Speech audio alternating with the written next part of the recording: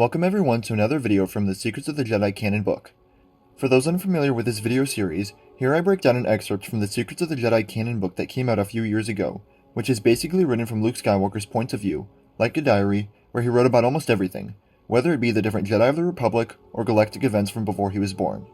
And once I finish the series, there are 3 more books that focus on the Sith, bounty hunters, and Wookiees that I'll get into next, so make sure to subscribe if that interests you at all. Let's get into it. Here, Luke recounts the events of the original trilogy from his point of view.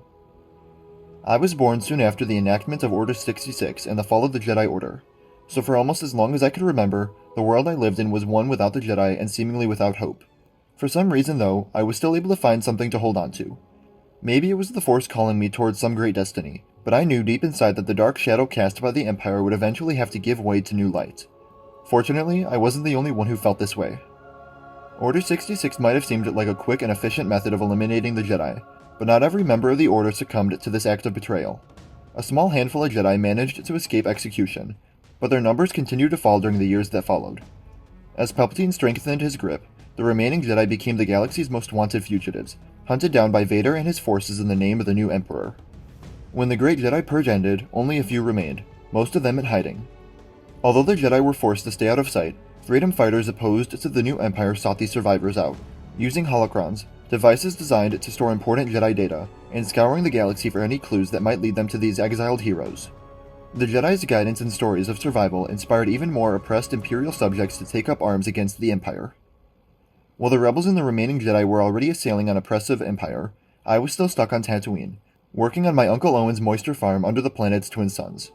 Although I spent my days dreaming about battling the Empire's forces, the most excitement I ever got was shooting womp rats and racing through the canyons in my T-16 Skyhopper. That is, at least until Obi-Wan came into my life, following what seemed to be a chance encounter involving a runaway astromech and some overzealous Tusken Raiders. The resulting meeting was one the former Jedi Master had been preparing for since the day he brought me to Tatooine when I was only an infant. Obi-Wan believed that someday I would become a Jedi powerful enough to end my father's dark reign and restore balance to the Force, finally succeeding where his apprentice had failed. It was Obi-Wan who gave me my father's old lightsaber and who finally got me off Tatooine and out into the galaxy. Our time together was cut far too short when he sacrificed himself during a lightsaber duel with Darth Vader on the Empire's first orbital battle station, the Death Star. But while Obi-Wan may have left this world behind, he lived on in the Force, steering me on a path towards the light. It was his spiritual guidance that helped me find the focus needed to destroy the Death Star, giving the rebel forces a much-needed win against the Empire. What was a huge victory for the rebels proved to be only a temporary setback for the Empire. As their reign of terror continued to sweep the galaxy, it soon became clear that in order to play my part in the fight, I had to continue the journey that Obi-Wan had started me on. His spirit visited me, urging me to seek out a legendary Jedi Master in the Dagobah system. Yoda wasn't what I expected at first, but I soon learned why Obi-Wan had sent me to him. A true master of the Force, Yoda would help me bring my nascent powers into focus. My training with Yoda wouldn't last nearly long enough, however. I abandoned my studies when a vision I received through the Force showed me my friends were in grave danger on Bespin. I rushed off to play hero, believing myself ready to face Darth Vader on my own. That was the day I learned Vader was my father. And it was the day I lost my hand, as well as my lightsaber, in battle against him on Bespin.